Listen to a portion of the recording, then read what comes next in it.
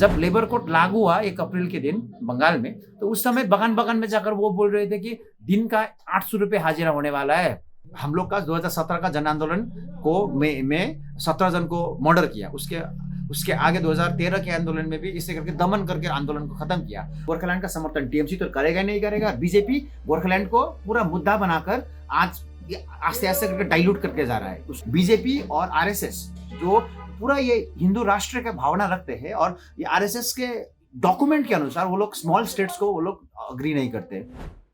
पश्चिम बंगाल में होने वाले विधानसभा चुनाव इस समय विवादों और आरोपों के घेरे में है। मुख्य चुनाव आयोग पर केंद्रीय बलों के साथ मिलकर मतदाता सूची में हेरफेर करने के गंभीर आरोप लग रहे हैं। 24 अप्रैल को होने वाले मतदान से पहले राज्य की लगभग 60 लाख मतदाताओं की स्थिति अभी भी अंडर रिव्यू बनी हुई है।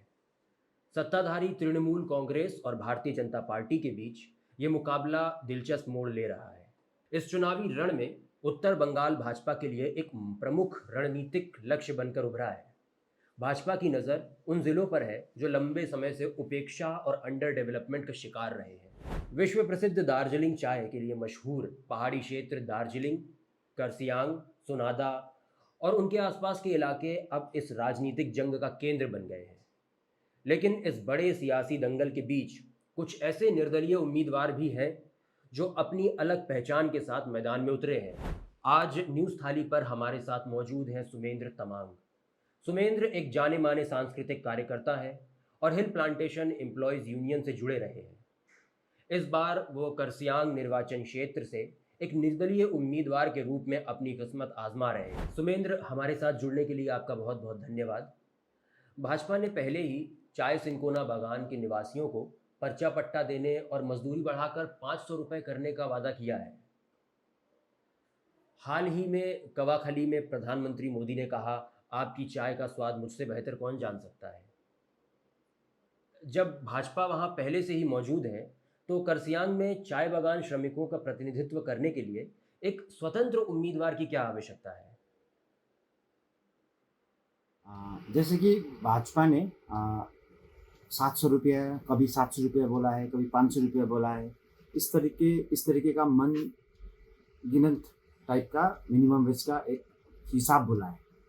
ऐसे टाइप का विभिन्न प्रकार का हमको टिप्पणी आ रहा है। तो ऐसे सिचुएशन में हमको लग रहा है कि मिनिमम वेज एक्ट जिस तरीके से था और इसके तरीके से इंडियन लेबर कॉन्फ्रेंस और 1982 का सुप्रीम कोर्ट का वर्डिक्ट था, ये महंगाई के दौरान इस वीडीए वेरिएबल डीएनएस अलावेंस का दौरान और मिनिमम वेज का समस्त खाना पीना, स्वास्थ्य, ये शिक्षा, उसके बाद आवास और उसके बाद विभिन्न छुट्टियों का समस्त हिसाब करके, ईंधन का हिसाब करके, ये समस्त एक कानूनी डॉक्टर एक्रोइड का फॉर्मूले अनुसार ये मिनिमम वेज का कैलकुलेशन होना चाहिए। ना कि कोई भाजपा व कोई नेता इस तरीके से 500 रुपये बोल रहा है, कोई 700 रुपये बोल रहा है, ऐसे तरीके से टिप्पणी करके मिनिमम वेज का कैलकुलेशन नहीं होता है। क्योंकि एक कानूनी बात है, एक श्रमिक को एक दिन में काम करने के लिए न्यूनतम रूप में कितना कैलोरी एनर्जी चाहिए, कितना खाने के लिए कितना चाहिए, आवास के लिए कितना चाहिए, शिक्षा के लिए कितना चाहिए, अपने परिवार के शिक्षा स्वास्थ्य के लिए कितना चाहिए,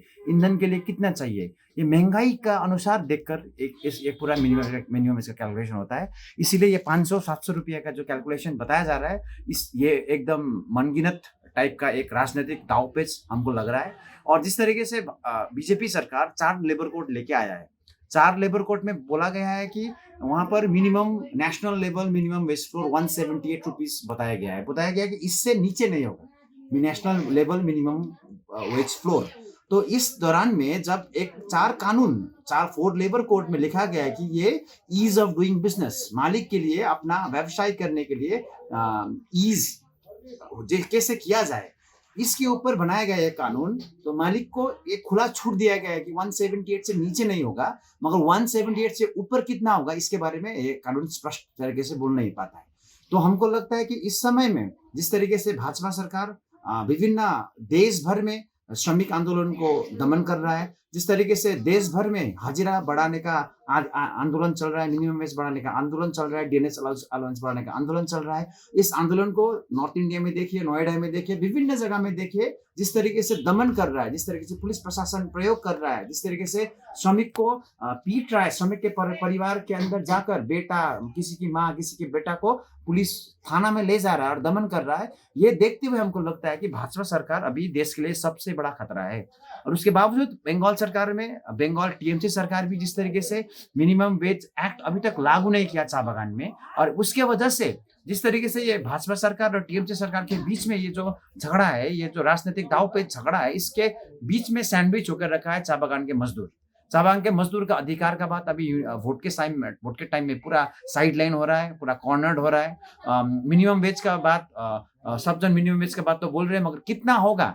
जैसे आरबी लामा, खरसियांग के एक बड़े बीजेपी नेता, आरबी लामा बोल के नेता है, वो जब लेबर कोड लागू हुआ 1 अप्रैल के दिन बंगाल में, तो उस समय बगान में जाकर वो बोल रहे थे कि दिन का 800 रुपये हाजिरा होने वाला है इस जनवरी से, इस मार्च से, ये साल से, जनवरी से इतना होने वाला है बोलकर एक ये झूठ का राजनीति फैला रहे हैं, और ये हाजिरा का राजनीति फैला रही है, झूठ का राजनीति फैला रहे हैं। और इस राजनीति के विरुद्ध में यहाँ पर हम लोग देख रहे हैं कि जो इसके विरुद्ध में भी कर रहे, टीएमसी का गठबंधन जो भी विरोध कर रहे हैं, वो भी जस्ट बोलने के लिए बोल रहे हैं। श्रमिक लोगों का भावना, श्रमिक लोगों का अधिकार को प्रयोग करके जिस तरीके से अपना राजनीतिक सत्ता सुरक्षा करने के लिए वो लोग आगे आ रहे हैं, तो इसके बीच में हम लोग को लगता है कि मिनिमम वेज, अपना लैंड का पर्चा पट्टा, लैंड का डॉक्यूमेंट्स, और हम लोगों का हाजिरा, पीएफ, ग्रेचुटी, वो समस्त बात अभी पूरा कॉर्नर्ड होके जा रहा है। अभी मैं जिस बगान में हूँ, लंबी बगान में आज सुबह से वर्कर्स लोग अनशन में बैठे हुए हैं, क्योंकि 8 करोड़ 70 लाख से ज्यादा पीएफ का पैसा अभी तक यहाँ का मालिक गोविंदगढ़ डिपॉजिट नहीं किया है।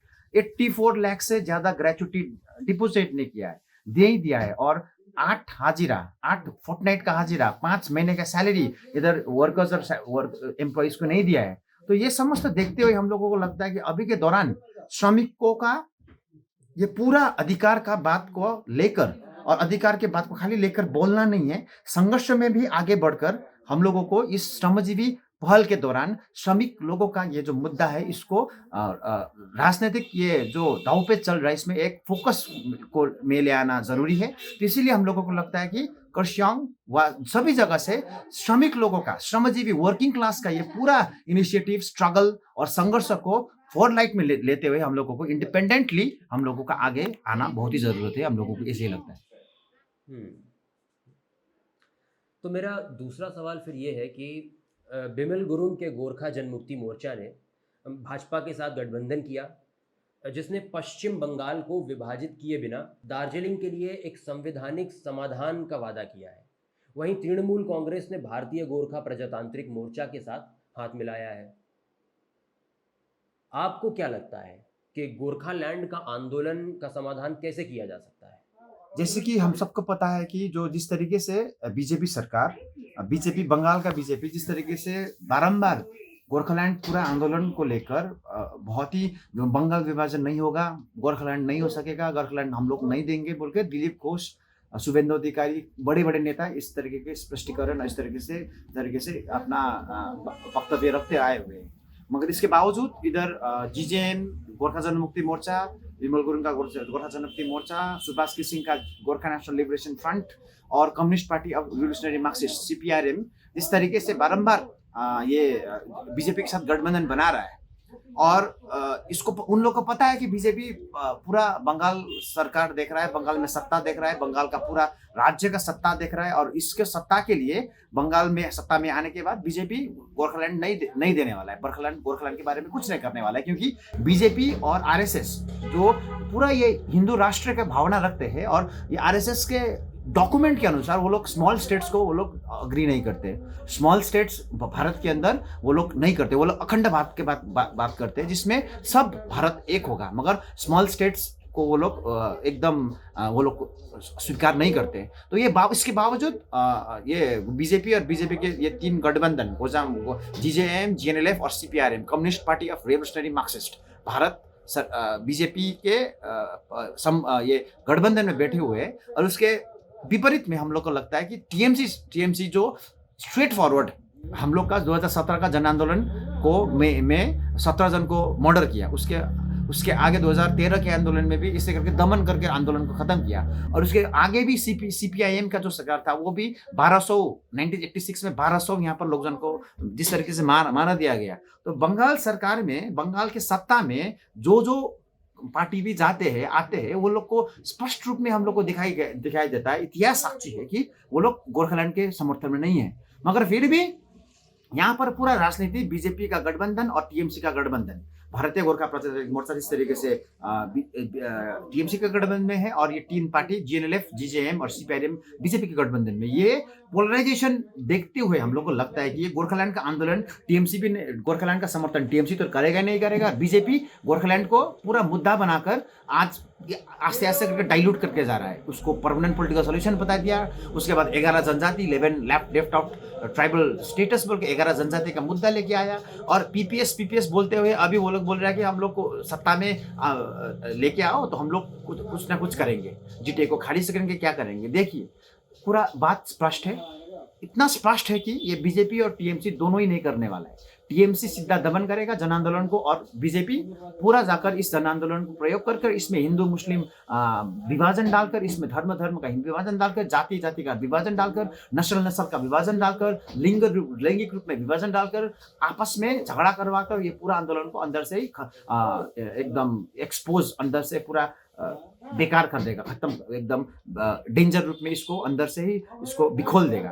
तो इसके बावजूद हम लोग को लगता है कि अभी गोरखालैंड आंदोलन को लेकर एक डेमोक्रेटिक गोरखालैंड होना चाहिए, गोरखालैंड का आंदोलन होना चाहिए, संघर्ष होना चाहिए, जिसमें खाली हिंसात्मक आंदोलन ना हो, आंदोलन का विभिन्न टाइप का इसका टाइप फॉर्म हो, जिसमें सांस्कृतिक फॉर्म एक बड़ा फॉर्म होना चाहिए। इसके बाद पॉलिटिकल फॉर्म में हम लोग किस तरीके से क्रिएटिव वे से हम लोग इसको बंगाल के जो विभिन्न पश्चिम बंगाल के जो श्रमजीवी मानस है, सुंदरबन से लेकर पुरुलिया, विभिन्न डिस्ट्रिक्ट में जो श्रमजीवी मानस है, और यहाँ का जो श्रमजीवी मानस है, वो लोग का श्रमजीवी लोग का जो अधिकार, जो संघर्ष के लड़ाई के साथ हम लोगों को ये गोरखालैंड का मुद्दा जोड़कर नेशनलिटी मूवमेंट, जो क्लास क्वेश्चन, वर्ग का प्रश्न और राष्ट्रीयता का प्रश्न को जोड़कर हमें ये आंदोलन को एकदम भूमि जमीन से इसको रचनात्मक रूप में निर्माण करना बहुत जरूरी है। इसमें अभी के यूथ, अभी के श्रमिक लोगों का इसमें भागीदारी होना बहुत जरूरी है, क्योंकि गोरखालैंड आंदोलन में हम जिस तरीके से हम लोग देखें कि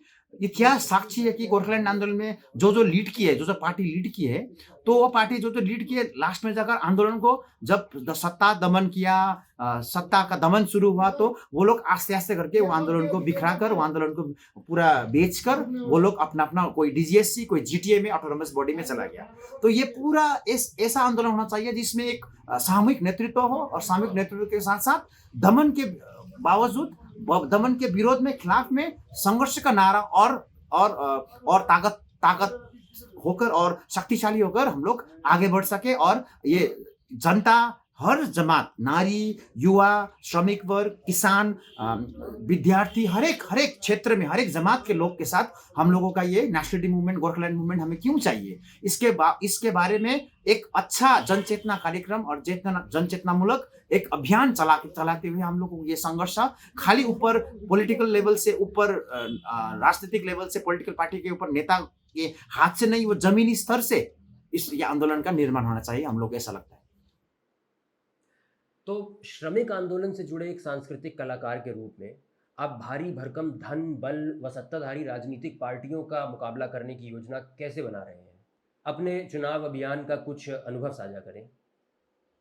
जैसे कि अभी ये जो दार्जिलिंग तराई डुवर्स के पहाड़ में पूरा ही सब जन, टीएमसी हो व बीजेपी हो व टीएमसी का गठबंधन बीजेपीएम हो, व तराई में विभिन्न जन संगठन हो, व पहाड़ में बीजेपी का जो साथी है गठबंधन में जीजेएम, जीएनएलएफ, सीपीआरएम, जिस तरीके का सब ये पार्टी बैठे हुए, उन लोगों के पास पूंजी है, उन लोगों के पास बड़े बड़े सुपरस्टार सेलिब्रिटीज है, कैंपेनर्स है, उसके बाद पैसा है, सब कुछ है, उनके पास मुद्दा नहीं है उनके पास। इतना हुद्दा है, भीड़ है, मगर उनके पास मुद्दा नहीं है। वो लोग इतना करके ये भीड़ में लोग जन को ले जाकर पूरा मुद्दा को डिसोसिएट कर रहे हैं, डिसॉल्व कर रहे हैं। पूरा इस टाइप का सिचुएशन बना हुआ है।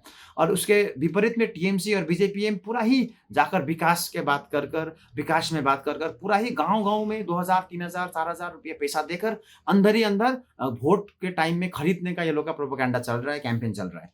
तो इसके दौरान हम लोग ये दोनों पार्टी, शक्तिशाली पार्टी के साइड में रहकर हम लोग इंडिपेंडेंटली कैंपेन कर रहे हैं। जैसे कि इंडियन गोरखा जनशक्ति फ्रंट जो अजय एडवर्ड्स का है अभी, वो लोग का भी एक पॉपुलिस्ट एजेंडा है।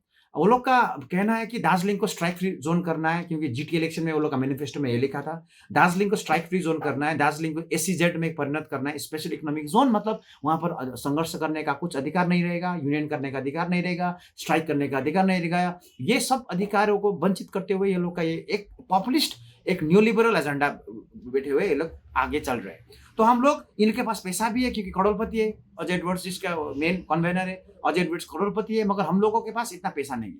हम लोगों के पास पैसा नहीं होने के बावजूद अभी विभिन्न जमात, जैसे कि चाय बागान से बहुत युवा लोग बाहर पलायन होकर काम कर रहे हैं, तो वो लोग हम लोगों का ये पूरा कैंपेन देकर हम लोग को डोनेशन दे रहे हैं। हम लोग डोनेशन देके हम लोग गाड़ी 1-2 गाड़ी कर रहे हैं, बाइक में चल रहे हैं। हम लोग जन को भीड़ बुलाकर एक जनसभा करना, लोग जन को भीड़ में बुलाकर बाजार में बड़ा भीड़ करना, उसको शक्ति की प्रसारण में देना, मीडिया को पैसा देकर खरीद कर अपना कैंपेन करवाना, इससे साइड में रहकर हम लोग गांव बस्ती पाड़ा में जा रहे हैं, गांव के अंदर घुस रहे हैं और अंदर के घुस में जाकर हम लोग मुद्दा की बात कर रहे हैं। हम लोग बोल रहे हैं मिनिमम वेज का बात, हम लोग बोल रहे हैं हम लोग का पर्जा पट्टा, लैंड डॉक्यूमेंट, चाय बागान का लैंड डॉक्यूमेंट, सिंकोना बागान का मिनिमम वेज 600 रुपये होना पड़ेगा, मिनिमम वेज चाय बागान का 600 रुपये से ऊपर होना पड़ेगा। हम लोग का लैंड डॉक्यूमेंट्स, जितना जमीन है उसका सबका लैंड डॉक्यूमेंट्स देना पड़ेगा। उसके बाद पीएफ का घोटाला बंद होना पड़ेगा। उसके बाद युवाओं का जिस तरीके से राजनीतिक रूप में प्रयोग किया जाता है और युवाओं को रोजगार के बावजूद इलेक्शन के आगे 1500 2000 3000 का जिस तरह का लॉलीपॉप को देखकर वोट खरीदने का ये चलन होता है, इसके विरुद्ध में हम लोग युवाओं को सम्मानपूर्ण रोजगार देना पड़ेगा। ये मुद्दा लेकर शिक्षा व्यवस्था निःशुल्क होना पड़ेगा, स्वास्थ्य व्यवस्था निःशुल्क होना पड़ेगा, ताकि श्रमजीवी लोग जन को, जब वो लोग बीमार होते हैं, वो लोग को अपना बच्चा को पढ़ाना पड़ता है, तो एटलीस्ट वो लोग पढ़ा सके, वो लोग स्वास्थ्य उपभोग कर सके। ये पूरा मुद्दा लेकर, और एसआईआर में जिस तरीके का नाम कटा हुआ है, पूरा चाय बागान में पूरा करके, बंद बागान में, चाय बागान में, सिंकोना बागान में, दार्जिलिंग डिस्ट्रिक्ट में पूरा करके 44,230 जन का नाम कटा हुआ है पूरा ये वोटर लिस्ट से। तो ये समस्त बात लेकर जो जनता जाकर सरकार बनाया, बीजेपी सरकार, तो यही लोग तो बनाए वोट देकर, वही बीजेपी सरकार जब शक्ति में आया तो वो लोग ही एसआईआर करके एक जन का वोट करने का अधिकार छीन रहे। तो ऐसे स्थिति में हम लोग को लगता है कि हम लोगों को मुद्दा में उठकर आगे आना है। हम लोगों को एक वैचारिक रूप में एक डिबेट, संवाद कर समाज में विभिन्न स्तर के लोगों के साथ संवाद करना है, डिस्कशन करना है, डिबेट शुरू करना है। इसी डिस्कशन और जन संघर्ष से ही, जमीनी संघर्ष से ही हम लोग का संघर्ष और हम लोग का आंदोलन का निर्माण होगा, संघर्ष का एक क्वालिटेटिव गुणात्मक निर्माण होगा। तो इसी दौरान ही हम लोग बगान जाकर गीत गा रहे हैं, स्ट्रीट प्ले कर रहे हैं, हम लोग बगान में जाकर 1-to-1 बातचीत कर रहे हैं, गांव में जाकर वहीं बैठ रहे हैं, वहीं सो रहे हैं, वहीं बात कर रहे हैं, अपना प्रचार दे रहे हैं। हम लोग कल्चरली हम लोग का कैंपेन चला रहे हैं। और इसके साथ साथ हम लोगों का मीडिया में भी, हम लोगों का जो दोस्त है, थोड़ा बहुत हम लोग का मीडिया का दोस्त है, वो लोग हम लोग का कैंपेन में हेल्प कर रहे हैं। वो लोग हम लोग का वीडियो सर्कुलेट कर रहे हैं, यहाँ का छोटा मोटा मीडिया सर्कुलेट कर रहे हैं हम लोग का न्यूज़। और बड़े बड़े न्यूज़ चैनल तो पूरा ही खरीद के ले लिया है इस टाइम में। तो यही पूरा ही सिचुएशन देखकर ये जो यात्रा है, ये जो संघर्ष है, ये वोट का संघर्ष है, वो कठिन है, डेफिनेटली कठिन है। क्योंकि पूंजी के जमाने पर हम लोग श्रम की बात कर रहे हैं, पूंजी के ये जो दमन पर हम लोग श्रम का जीत के बात कर रहे हैं, हम लोग पूरा समाज का उलट पुलट के बात कर रहे हैं। तो ये तो डेफिनेटली टाइम लगेगा, समय लगेगा, संघर्ष निर्माण में समय लगेगा। उसके बावजूद हम लोग का कैंपेन बहुत ही अच्छी तरीके से गांव बगान में, बस्ती में जा रहा है। कैंपेन को वो लोग जन ले पा रहे हैं और मुद्दा के बारे में लोग जन फिर कर वापस आकर मुद्दा में बात करने लगे हैं। तो हम लोग का कैंपेन का सबसे बड़ा जीत यही है। अभी ये जीत से आगे, इलेक्शन से आगे भी हम लोग संघर्ष में थे। आप लोग को पता है, ये चाय बागान संघर्ष, युवा का रोजगार लेकर संघर्ष, ये प्रतिशतता के विरुद्ध में संघर्ष, हम लोग संघर्ष में ही थे। अभी वोट के समय में भी हम लोग संघर्ष ही है। वोट को हम लोग टैक्टिक्स के साथ में रह रहे हैं। तो इसलिए वोट को समय में हम लोग चुप नहीं रह सकते। इसलिए हम लोग वोट के समय में भी यही बात कर रहे हैं, संघर्ष की बात कर रहे हैं। जैसे कि आज हम ये लॉन्गव्यू बागान में है। लॉन्गव्यू बागान में लोग, जो श्रमिक लोग यहाँ पर अनशन में बैठे हुए हैं, पीएफ का पैसा नहीं दिया यहाँ का लोग गोविंदगढ़। तो हम लोग अभी भी संघर्ष में ही है। तो इलेक्शन के बाद में भी हम लोग संघर्ष में रहेंगे। प्रश्न यह है कि जो पॉलिटिकल पार्टी के नेता अभी गांव-गांव में जाकर पैसा दे रहे हैं, भाषण दे रहे हैं, वक्तव्य दे रहे हैं, वो लोग अगर ये चुनाव में जीत तो एक जन का होगा, जीत कर भी हार करके वो लोग चुनाव के बाद में जमीनी स्तर में संघर्ष करेंगे या नहीं करेंगे, सबसे बड़ा प्रश्न ये है। सुमेंद्र, चुनाव प्रचार के बीच हमसे बातचीत करने के लिए आपका बहुत बहुत शुक्रिया। जिस समय हम ये बातचीत कर रहे हैं, ठीक उसी वक्त लॉन्ग व्यू टी गार्डन में श्रमिकों का आंदोलन भी जारी है। आगामी चुनावों के लिए आपको हमारी ओर से ढेरों शुभकामनाएं। ऐसी ही आवाज़ों को सुनने के लिए न्यूज़ थाली के साथ बने रहें। ऐसी आवाज़ें जो आपको कॉरपोरेट घरानों की मीडिया में सुनने को नहीं मिलेंगी। इस तरह की और रिपोर्ट्स के लिए हमारे चैनल को सब्सक्राइब करें और बेल आइकन को प्रेस करना ना भूलें।